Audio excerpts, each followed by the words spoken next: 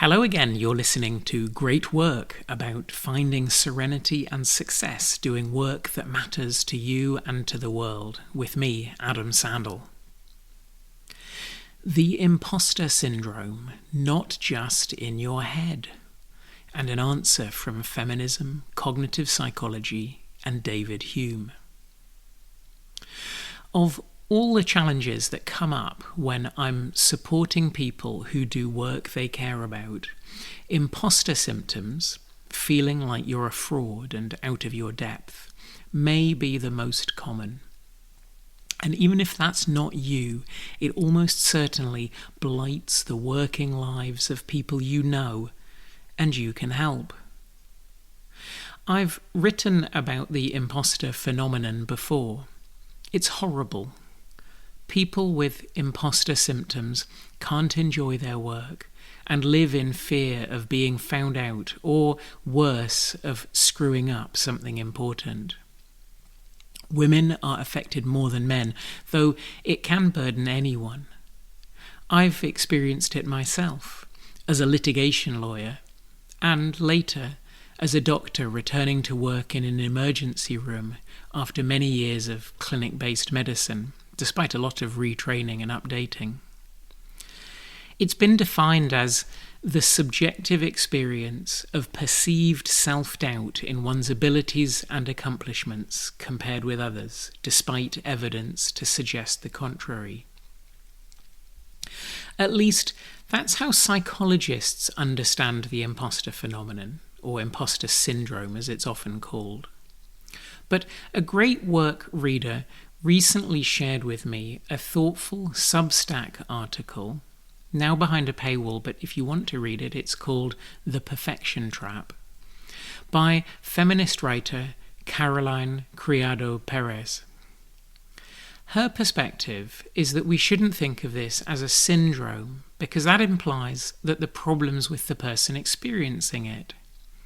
Imposter feelings, she writes, are a rational reaction to a culture that treats women, especially women in positions of authority, as imposters.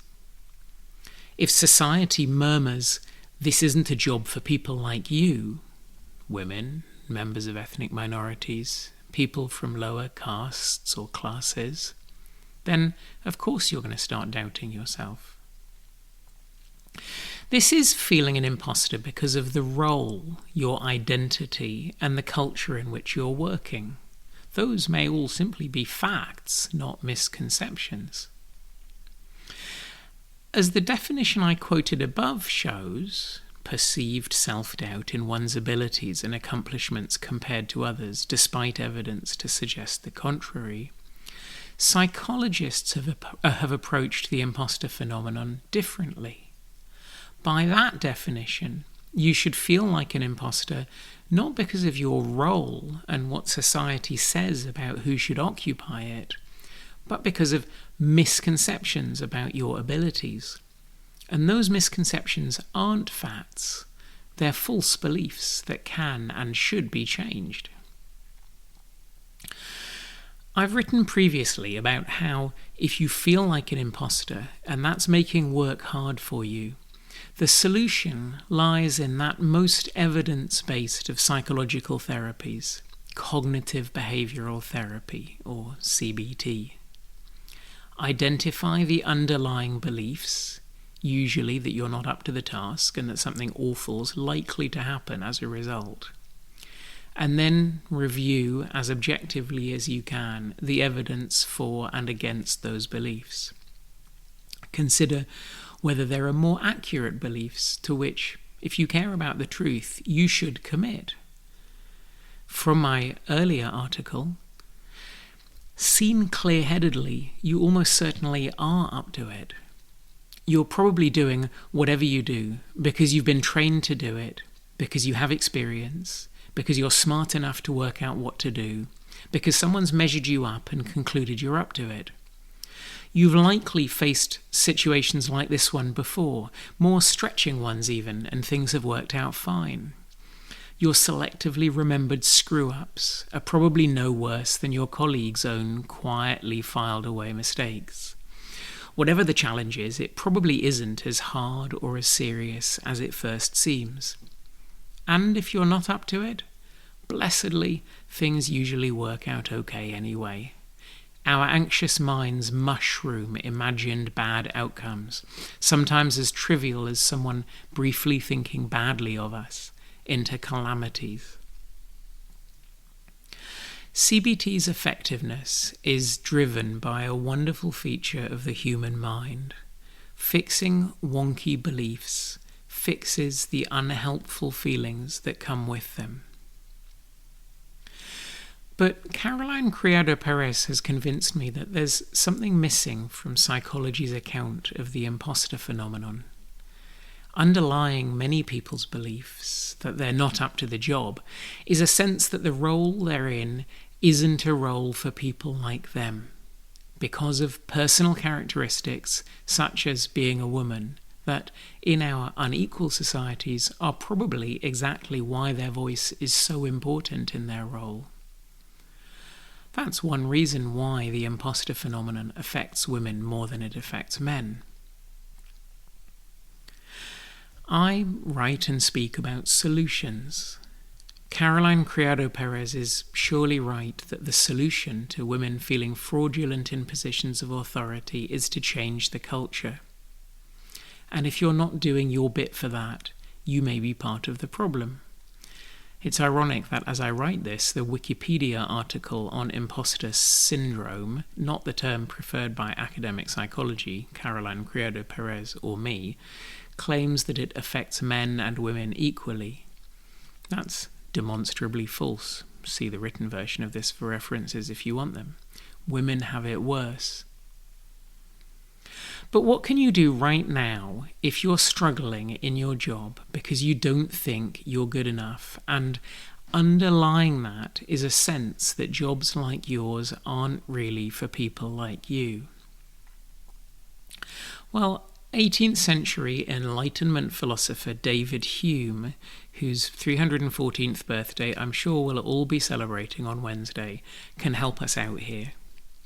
Hume spotted that it's logical nonsense to say anything about how things ought to be, based solely on how they are.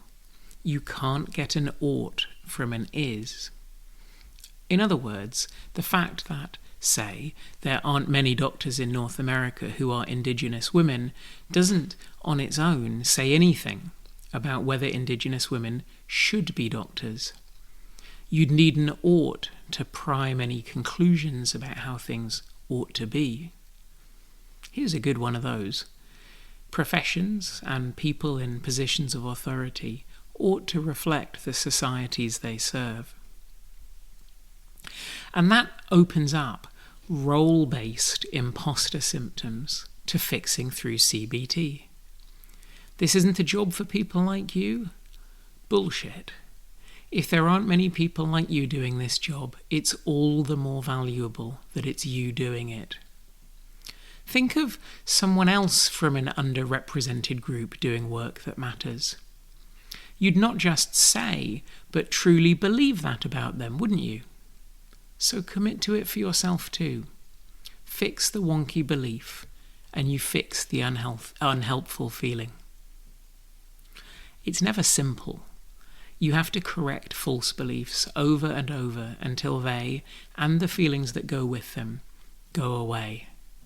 And it's everyone's job to help, supporting colleagues from underrepresented groups, signalling our respect for them at every opportunity, showing that this is a job for people like them, and doing our bit to change the culture.